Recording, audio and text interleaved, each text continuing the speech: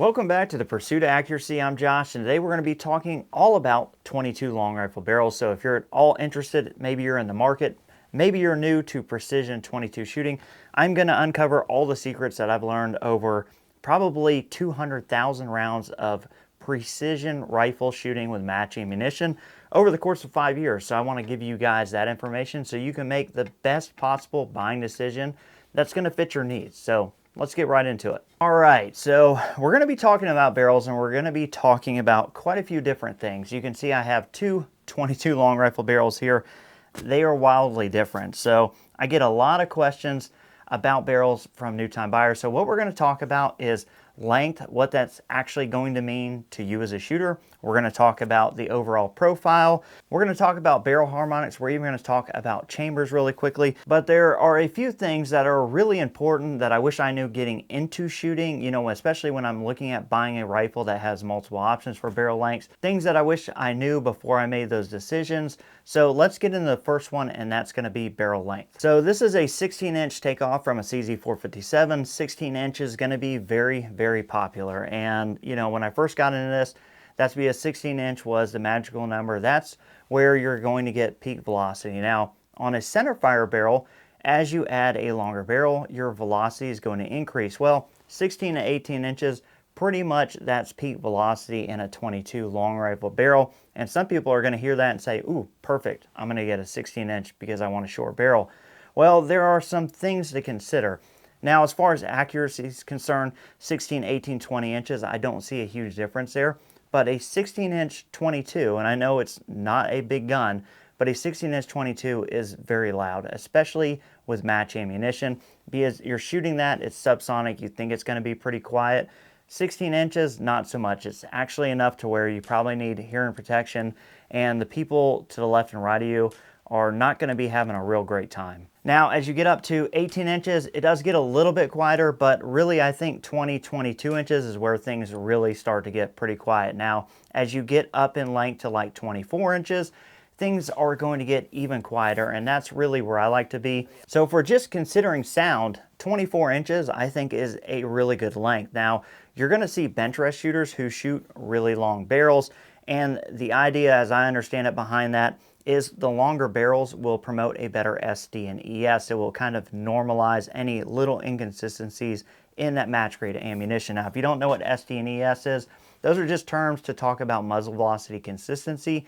SD being the standard deviation, so that's like your shot-to-shot average difference in muzzle velocity measured in feet per second, and extreme spread being the lowest and the highest recorded shot in that string and the difference between the two. So for match ammunition, a lot of times nowadays with really good ammo and really good barrels and rifles, you're really looking to be like 6 and under on standard deviation and sub 20 on extreme spread. So that's going to bring us into our next area of discussion, which is going to be the barrel diameter. So a lot of 22s are going to have pretty thin barrels, and a lot of times that's because these rifles are, you know, they want them to be light, but that's not always the best thing. One, a smaller diameter, lighter weight barrel is going to be more affected by harmonics. So think about the harmonics as you're shooting it, ultimately can control how tight or not tight that group is. If the barrel harmonics are kind of all over the place, or they're easily changed because the barrel profile is very small and very light, that could be a good or bad thing. For most of us, it's probably going to be a bad thing. If you are shooting in a rifle and you rest your hand on the barrel,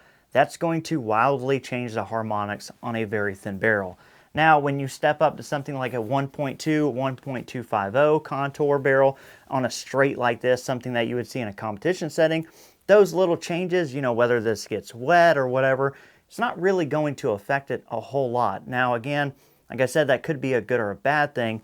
The good thing about having a smaller diameter barrel and having harmonics that are easily changed is that if you are going to run a tuner for bench rest, then those small changes are going to make big impacts on this barrel. And when you're running a tuner and you want to shore up your ammunition and make that group as tight as you can with a tuner, well, a more traditional tuner is probably going to be more impactful on a smaller 0.8, 0.9, or even 1-inch diameter barrel like this CZ Takeoff. As the trend has continued, these bigger profile barrels, they make clamp-on tuners for these that are heavier. They're just bigger tuners so that they can make significant changes to bigger barrels like this, but I like the bigger profile, bigger contour barrels. Now, one more consideration for you guys looking at barrel size is that if you get a rifle, traditionally, they are going to be butt heavy. This is going to weigh more than this setup. A very lightweight 16-inch barrel is not going to have a lot of forward weight. And if you plan on shooting this in a practical shooting application, meaning you are not going to be on a bench with a couple of bags, like you're going to be out in a field style match with one single bag and putting a rifle on it, you need, and as you can see here, this is going to be rear heavy. Like this, just by design, this is a carbon barrel, but it would be the same with a 16-inch takeoff. That's a very small profile. There just isn't enough forward weight to balance this. That's not what you want for positional shooting. For offhand shooting, maybe for hunting, shooting off the bench, that's fine. But when you get into PRS or NRL style shooting, practical shooting, where you're shooting off props, you want this rifle to balance. And so here we have a 1.2. This is the L3I barreled action, the Stinger. So another 22, but with a more competition-oriented barreled action setup here. This barrel is likely what you would see. We can use this same bag and we can set this rifle down.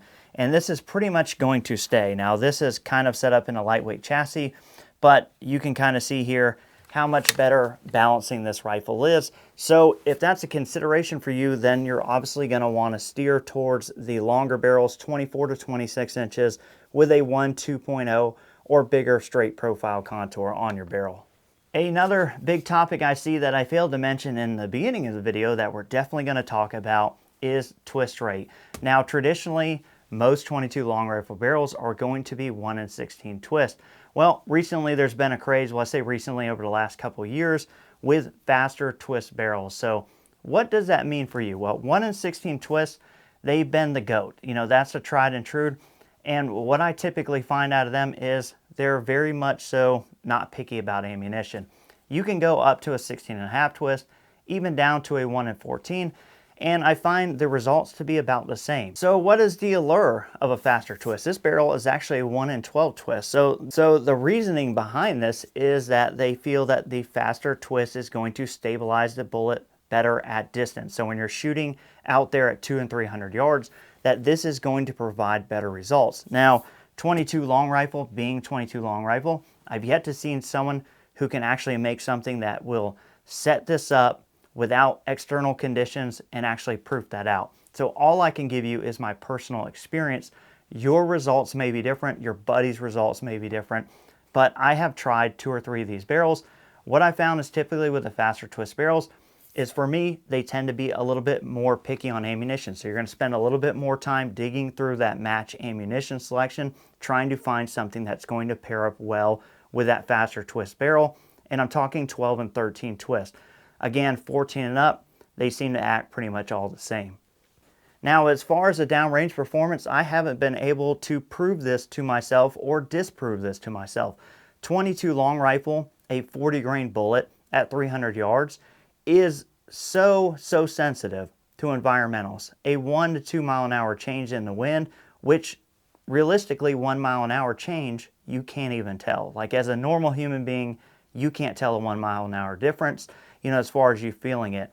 And accurately mapping out wind across 300 yards, it becomes really hard to tell if it's more switchy wind downrange that's making the results worse or makes something look better. So for me, personally, I haven't seen a real gain with shooting a 12 twist. So I usually end up going right back to 16 twist barrels because they just work. And at the end of the day, match ammunition in 2026 is really hard to find.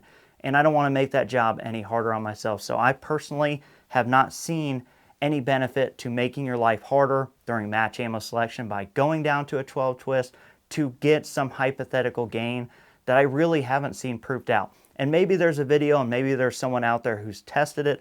I'd be totally open to being wrong about that. I'm just giving you guys the reality of my experience. All right, so now for the bread and butter, the thing that really gets the precision 22 shooters all up in their feelings, it's chambers. Now, certain gunsmiths use certain chambers, and typically, prior to a couple years ago, I would say almost all chambers are going to be relative to the reamers that are available on the market. So this starts out as a blank, and there's a reamer. That's a tool specifically designed to cut that certain chamber.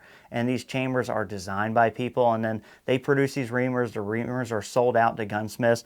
So usually gunsmiths will offer certain reamers, whether that be JGS or 52D reamers. You'll hear these terms thrown around a lot. And a lot of times these reamers are kind of purpose made for certain kinds of ammunition. You'll hear guys running Ely using 52D chambers. The Nevius, I'm probably pronouncing that wrong. That chamber is designed specifically for Lapua. So we're really into the weeds at this point, but now to even further complicate things, a lot of gunsmiths are doing chambers now without reamers. And I don't want to lose the guys who are new to 22 long rifle, so let me back this back up a little bit. And we're going to talk about two of the basics, match and bents. So when we talk about a match chamber, we're talking about a tighter tolerance chamber, something that's meant for high quality ammunition, something that's going to fully support the case. So there's not a bunch of tolerance to allow for things to not be great. On a bench chamber, that's going to give you a little bit more tolerance. And I get the question a lot, well, which should I get, bench or match? If you've got a bolt action gun or a really, really well built, 1022 like a kid, then a match chamber will be fine. If you're running semi-autos, keep in consideration that a match chamber may make it harder to reliably extract those rounds out of a semi. It can be a little tougher. So typically on a semi-auto, you're going to see a bent style chamber a lot of the time, and that's a totally fine chamber. Is it going to be as consistent as a match chamber? No. But if you're pairing high quality ammunition with it, you can still expect to see pretty good results. So one more thing I want to get into, and this is again more for the beginners, those guys looking at barrels. When you look at videos online on YouTube, even my channel, understand when you're looking at match production guns, CZ457s, Bergara B14Rs, Tikka T1Xs, these barrels are not all the same, right? So, and I don't mean that they make different kind of barrels. What I mean to say is that if I buy a CZ457 MTR and it shoots one ammo really, really good, and that looks really awesome to you, you have to understand as a smart consumer that you're playing a lottery. It's a production rifle that the more money you spend, the more you move up that bracket for that lottery to make a better buying decision. But that's not going to guarantee you to be able to shoot what I shot. So I would say if you're looking for guaranteed results of 0.3 or better groups at 50 yards with pretty much most match ammunition, you need to look at a gunsmith and, blanks out there like Krieger, Brooks, Bartline, those kind of things, all those high-end barrels, and have a gunsmith spin it up. Just understand that if you buy a production gun, even though you've seen people on YouTube shoot .1s, myself included, that you may buy that CZ457 MTR and it may shoot .3, .4. And don't be disappointed. Don't feel like you got a lemon. That's the reality of the situation. Again, production barrels too, they tend to be a little bit pickier because the chamber and those machining qualities aren't there. Not what you're going to see in something like a gunsmith setup. So again, this video was just made for you guys who've been asking me questions. I hope this helps you. It's a lot of, very finite details, a lot of kind of here, there information. But these are things that I picked up on over the last 4, 5, 6 years.